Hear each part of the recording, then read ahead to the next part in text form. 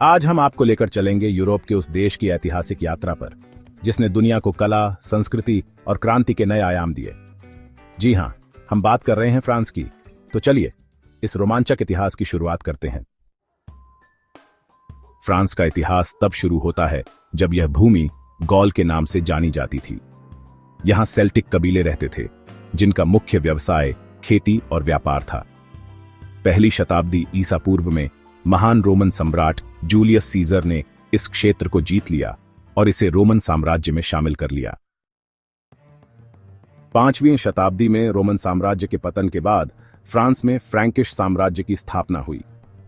महान राजा शार्लेमेन ने यूरोप में अपनी ताकत बढ़ाई और शिक्षा तथा प्रशासन में सुधार किए। 843 ईस्वी में वर्दुन की संधि के बाद फ्रांस, जर्मनी और इटली अलग अलग हिस्सों में बंट गए।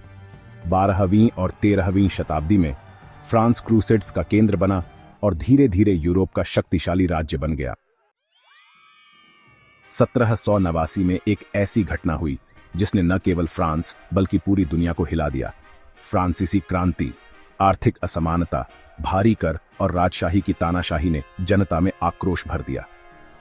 लुई 16वें के शासनकाल में जनता का असंतोष बढ़ा और अंततः क्रांति की ज्वाला भड़क उठी। जनता ने समानता, स्वतंत्रता और बंधुत्व के नारे के साथ राजशाही को उखाड़ फेंका और एक गणराज्य की स्थापना की। क्रांति के बाद फ्रांस में राजनीतिक अस्थिरता बनी रही, लेकिन 1799 में नेपोलियन बोनापार्ट सत्ता में आए और फ्रांस को एक नई दिशा दी। 1804 में उन्होंने खुद को सम्राट घोषित किया और यूरोप के बड़े हिस्से पर विजय प्राप्त की।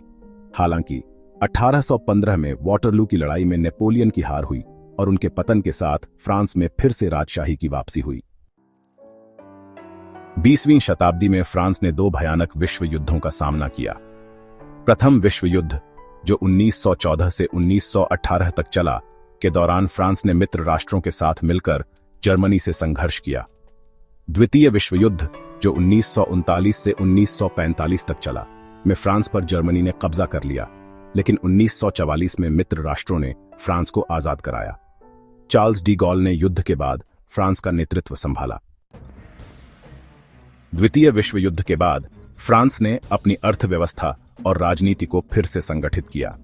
1950 और 60 के दशक में फ्रांस ने अपनी कॉलोनियों को स्वतंत्र किया। 2017 में इमैनुएल मैक्रों राष्ट्रपति बने और फ्रांस ने डिजिटल युग में तेजी से प्रगति की। फ्रांस का इतिहास संघर्ष, विजय, क्रांति और बदलावों से भरा हुआ है। इस देश ने न केवल यूरोप बल्कि पूरी दुनिया को प्रभावित किया है।